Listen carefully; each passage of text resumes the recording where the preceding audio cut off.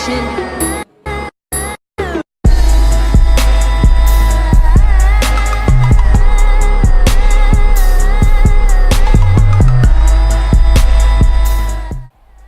guys, how's it going? So right after I filmed the segment you just watched, I threw on the fisheye and kind of did a vlogger style video in the car driving it around. As you see, a lot of YouTubers do car reviews, but because I was shooting my bigger DSLR and it doesn't have a flip out screen, it just didn't look good. It was out of focus and shaky because my weak little arms couldn't hold up the camera. So my BMW is a 2010 328 Xi E92 Coupe. The E92 was made from I think 2007 or 2008 to 2013 rather. And it's been a really good car for me. I basically was planning on saving up and getting a nicer BMW farther down the road, but got into an accident and needed something and decided why not go ahead and get a BMW, see how much I like them.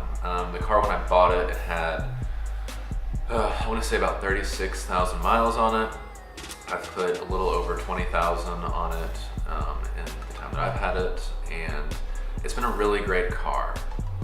Now the first thing I want to cover is reliability. A lot of BMWs, at least from what I had always heard, kind of get a bad rep for reliability, but my car really hasn't given me any issues. Like I said, I've had the car for coming up on a year now, 10 months, and the first 3 months was really the only time I had issues with it, which really wasn't the car's fault, it was the dealer's fault.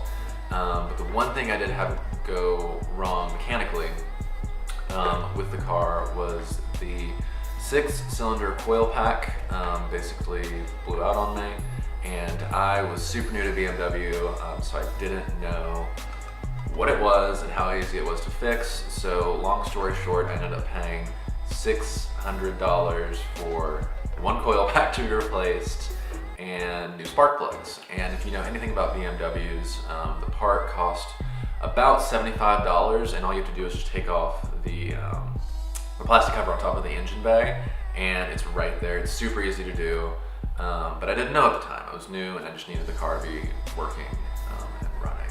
Other than that one issue, really other than that, I've done all the normal maintenance, which is really something you can make as expensive as you want. Can't talk right now.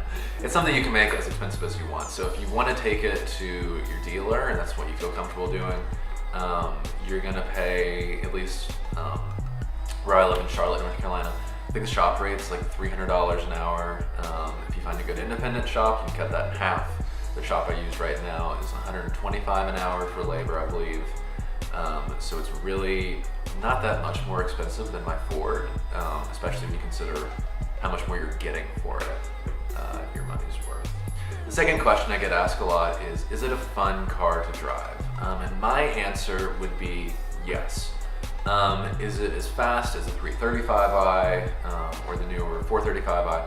Absolutely not. I think my car puts about 230, 240 horsepower, supposedly, meaning less than that is actually probably getting to the wheels. Now when I bought the car, like I said, it had about 36,000 miles on it, and I got it for $18,500.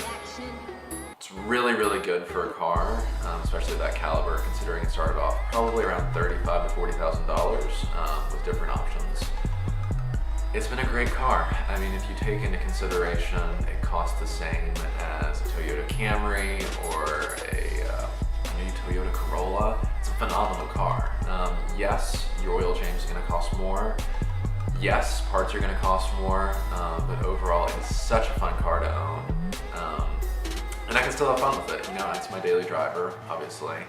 And it's not something I would buy as a weekender car where I'm wanting to drive it and do all kinds of crazy stuff. But I have taken it to the mountains, and you can drive it somewhat spiritedly, and it's gonna have fun. With the all-wheel drive system, it grips into corners phenomenally. It has that heavier, kind of sportier steering. So those are my brief thoughts on the car. Every car is different in reliability, so you might get a 335i and have no problems, but I know when I was getting into it, my buddy had a 335i, a similar year, and it gave him a ton of issues. So that's why I went with a 328i, because it was a solid car from most of the research I did. and had a lot less issues than the 335i. If you're buying it as a weekender car and it's something you can work on, absolutely go for that 335i. You can get them now around 20 to 25,000. If you go a little bit higher than that, you can get a certified pre-owned one in phenomenal shape. So yeah, those are my thoughts on the car. It has been a phenomenal first BMW. It has really kind of opened my eyes to the car world and gotten me into it. Next year I'm looking at actually selling the car once I'm out of school and have a bit more money. I'm looking at getting either an M235i or a 435i. I'm looking for something with just a little bit more power because they're just addicting cars. So anyway guys, like and subscribe if you enjoyed this video, and I'll be uploading once a week. Have a good one.